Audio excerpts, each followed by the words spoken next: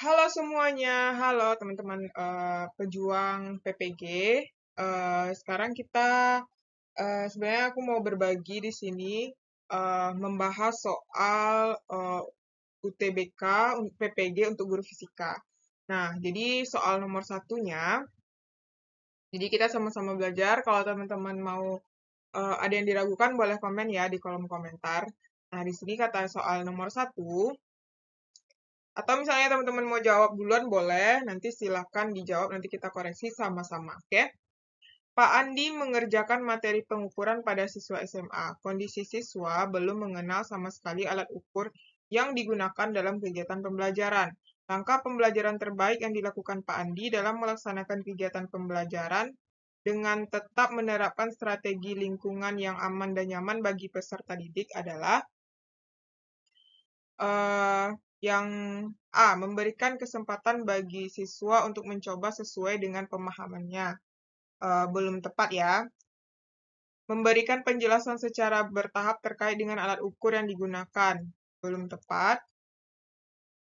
Kemudian mengganti dengan alat ukur lain yang memiliki prinsip sama dan lebih aman. Belum tepat. Membuat analogi untuk membantu siswa dalam memahami alat ukur yang digunakan. Belum tepat. Memodelkan cara menggunakan dan memberikan kesempatan untuk melakukan. Nah, ini adalah jawaban yang paling tepat ya. Karena apa kan materi pengukuran berarti untuk siswa itu lebih paham berarti adalah digunakan cara memodelkan ya dan memberikan kesempatan untuk melakukannya.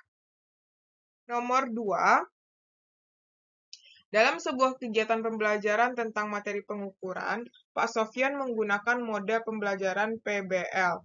Sebelumnya, ia menyusun langkah-langkah PBL sesuai materi pengukuran, kemudian menuliskannya dalam modul ajar. Klik pilihan benar atau salah untuk setiap pernyataan yang sesuai dengan langkah-langkah PBL materi pengukuran. Pernyataan. Nomor 1. Di situ menyajikan tayangan terkait dengan masalah pengukuran ya. PBL itu kan berbasis masalah ya, problem based learning. Berarti benar. Menjelaskan materi kepada siswa tentang macam-macam alat ukur. Salah ya. Kemudian membentuk kelompok heterogen saat melakukan pengukuran beberapa objek yang dipilih. Salah ya. Membimbing penyelidikan individu atau kelompok untuk mengetahui ukuran sebuah benda di lingkungan kelas. Ya, benar. Kemudian menyajikan hasil karya berupa proyek hasil pengukuran. Ya, juga benar. Oke, kita lanjut. Nomor 3. Pemanasan global dan perubahan iklim merupakan masalah serius yang harus dihadapi oleh seluruh negara di dunia. Untuk menunjukkan dampak perubahan iklim, Pak Dimas merancang sebuah pembelajaran yang mampu melatih siswa untuk berpikir terkait dengan perubahan iklim dan pemanasan global. Klik pilihan benar atau salah untuk setiap pernyataan yang sesuai dengan menerapkan langkah-langkah pembelajaran materi yang mampu menciptakan suasana aman dan nyaman dalam belajar berdasarkan teori konstruktivisme materi pemanasan global. Nomor 1, melibatkan aspek lingkungan dan membahas konsep perubahan iklim. Ya, ada pasti benar ya. Nah, menciptakan suasana belajar yang kooperatif untuk memberikan kesempatan bagi siswa dalam berinteraksi. Ya, benar. Memberikan bimbingan secara secara sarna. Sama ini ya, secara sama. Memberikan bimbingan secara sama kepada seluruh siswa tanpa melihat kemampuan awalnya. Nah, ini belum tepat. Memfasilitasi semua kegiatan belajar perubahan iklim dan pemanasan global sehingga siswa menjadi nyaman belajar. Ya, ini salah ya. Kemudian memberikan masalah yang kompleks sehingga siswa lebih tertantang dalam belajar. Enggak ya, salah. Berarti kita harus sesuai dengan konstruktivisme belajarnya. Berarti yang tepat hanya melibatkan aspek lingkungan dan menciptakan suasana belajar yang kooperatif. Nomor 4. Dalam sebuah pembelajaran, perubahan iklim dan pemanasan global, salah satu tujuan pembelajaran yang ingin dicapai Bu Ina adalah Melalui kegiatan penyelidikan sederhana, peserta didik mampu mengidentifikasi penyebab pemanasan global. Untuk mencapai tujuan tersebut, tentukan kegiatan pembelajaran yang sesuai yang bisa dirancang dengan baik. Nah, pemanasan global ya. Berarti menjelaskan proses perubahan iklim dan pemanasan global. Dia tujuan ya. Dia katanya perubahan iklim dan pemanasan global. Kemudian membimbing peserta didik. Ini enggak ya.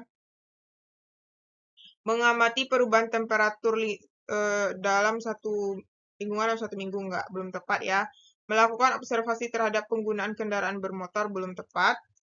Melakukan eksperimen sederhana menggunakan tabung reaksi dan gas CO2.